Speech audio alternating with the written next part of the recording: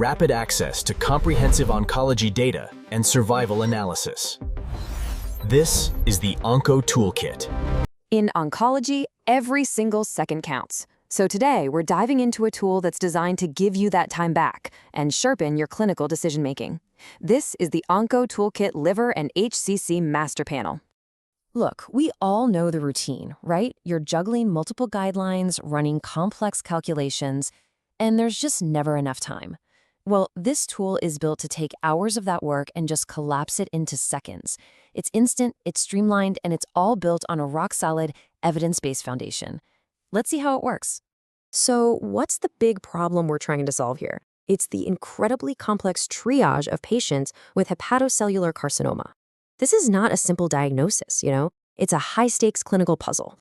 Managing HCC is like a high-wire balancing act. On one side, you've got the tumor pushing forward. On the other, you have the patient's own liver function, which is often declining.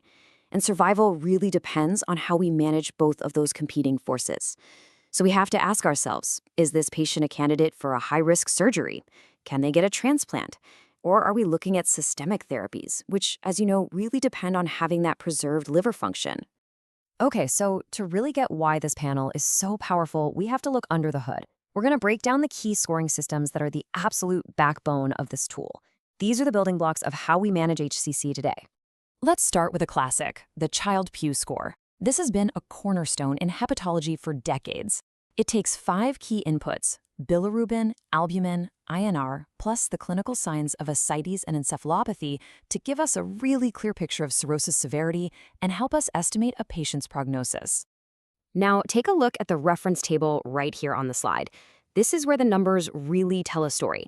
For a Child-Pugh Class A patient, 1-year survival is nearly 100%. But just look what happens when we get to Class C.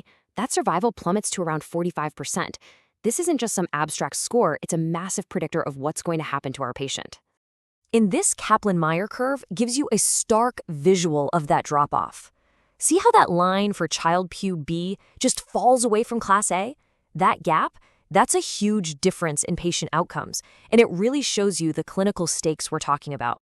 Next up, the ALBI Grade. You can think of this as the next evolution in assessing liver function. While Child-Pugh is fantastic, it does have those subjective parts, like grading ascites. ALBI was designed to be purely objective, stripping it all down to just 2 critical lab values, albumin and bilirubin. And if we pop back to our master table here, you can see how ALB neatly sorts patients into 3 distinct groups. Grade 1 means the best prognosis, while Grade 3 flags the most severe liver dysfunction. It's a really simple but powerful way to categorize risk. The survival curve for ALB is, again, incredibly telling. You can see just how clear the separation is between the 3 grades. What's really powerful here is that ALB can often give you even more detailed prognostic information than Child-Pugh, especially within that very broad Child-Pugh Class A group. Okay, now for the MELD-NARD score. This tool has one critical job: to objectively prioritize patients for a liver transplant. It combines sodium, creatinine, bilirubin, and INR to predict 3-month mortality, giving us a data-driven way to allocate a precious, life-saving resource.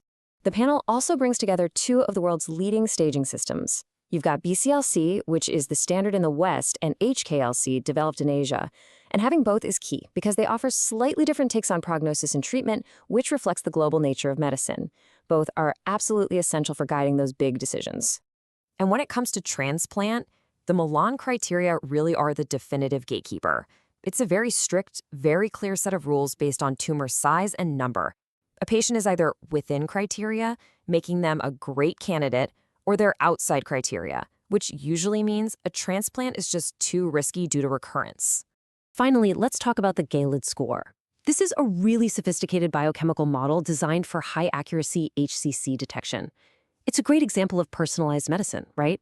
It combines gender and age with 3 key biomarkers: AFP, AFP-L3, and DCP, to give you a very precise probability of HCC. So knowing the GALAD cutoffs is really how you use it best. It's a classic trade-off between sensitivity and specificity. If you want to cast a wide net and catch as many cases as possible, the negative 0.76 cutoff gives you a fantastic 91% sensitivity. But if you need to be really sure about a positive result, the 0.88 cutoff delivers 97% specificity. And the field is always moving, so the tool also includes newer cohort-specific cutoffs, like the one recently identified showing it keeps up with the latest research. All right, so we've covered the science. We've laid the groundwork. Now for the really fun part. Let's see how the Enko Toolkit Master Panel puts all of this together into one clean, powerful workflow. Step 1 is just getting the data in, and you can see how clean this interface is. You just plug in the patient's lab values here, their clinical findings here, tumor characteristics right there. It's all in one place. No more jumping between different spreadsheets or calculators. Then you hit Calculate Score, and boom. Instantly, all 7 scores are calculated and laid out on this unified color-coded dashboard. What you're looking at is a complete 360-degree view of your patient, ready to go for immediate assessment. But this next feature is what I think is so important. We don't believe in clinical black boxes. The math, the tables, it all has to be right there for you to check. So watch this. When I click the Show Evidence toggle, look at that. The app reveals the exact logic for every single calculation, the formulas it used, the patient's specific numbers. It's all about total clinical transparency and trust. But the tool's power doesn't just stop at the bedside.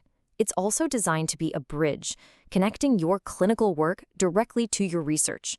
Let's see how it helps you build a fantastic dataset right from your daily practice. The research workflow could not be simpler. For every patient, you just calculate the scores, you save the result to your local device, and then whenever you're ready, you can export your entire patient group into a single analysis-ready CSV file.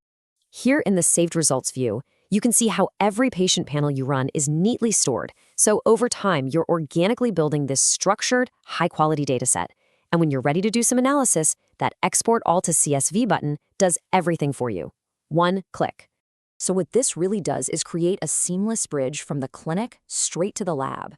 It literally transforms the routine assessments you're already doing into a powerful data set, perfect for whatever your next research question is. Ultimately, this tool is about putting the power of integrated data right in your hands. It's your clinic, it's your data, and it just might be your next discovery. The question really isn't just what you'll find, but how much faster you're going to find it.